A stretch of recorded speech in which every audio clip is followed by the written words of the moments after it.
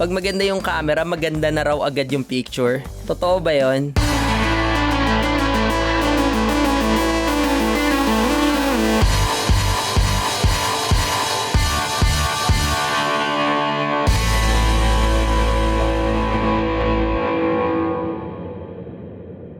What is up guys, Hate here and welcome to another video. Ngayon, pag-uusapan natin kung bakit hindi totoo yung sinasabi nila na kapag maganda yung camera ay maganda na raw agad yung picture. Siguro narinig nyo na yun or nasabihan na kayo nun.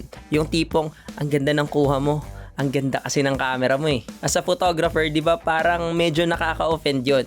Kasi unang-una, ang picture ay hindi talaga sa camera nakadepende kung hindi sa photographer. Imagine kung sa camera lang nakadepende, edi ilagay mo na lang yung camera mo sa tripod. Tapos ilagay mo sa timer at hayaan mo siyang kumuha ng picture, di ba? Pero just to be fair, balansihin na natin agad.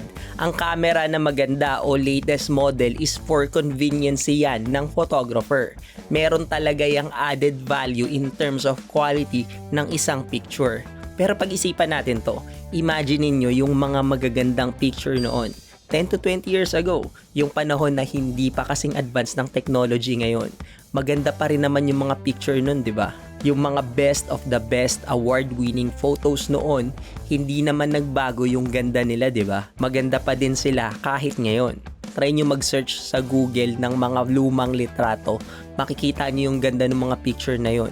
Yung iba nga doon is film pa yung kumuha. Ang kaya lang gawin ng maganda at latest camera model ay padaliin yung pag-capture ng photos ng isang photographer. Pero pagdating sa art and composition, sa photographer pa din yun talaga nakadepende. How you set up and lights your subject sa isang photo is also a form of art. When you are capturing moments, yung oras kung kailan i-click yung shutter button ng camera at yung mga angle kung saan mo i-frame yung picture o kung paano mo pag-iisipan yung mga bagay na yun is also a form of art. Madami pang mga bagay na kailangan talagang i-consider sa pag-achieve ng isang magandang picture. Kasama na din yung mga technicalities ng photography at the given time in a given place. Ang pag-achieve ng isang picture ay hindi basta-basta click lang. Though merong mga pagkakataon na parang tsamba lang ang pagkuha ng isang magandang picture, pero hindi pa din yun mangyayari kung hindi tama yung settings ng camera at kung hindi pipindutin yung shutter button ng photographer at a given moment. Kaya hindi talaga tama na sabihin na maganda ang isang picture dahil lang maganda yung camera na meron yung isang tao. Tingnan nyo tong mga picture na to sa background natin. Di ba ayos naman sila? Maganda kasi yung camera na gamit ko dyan eh.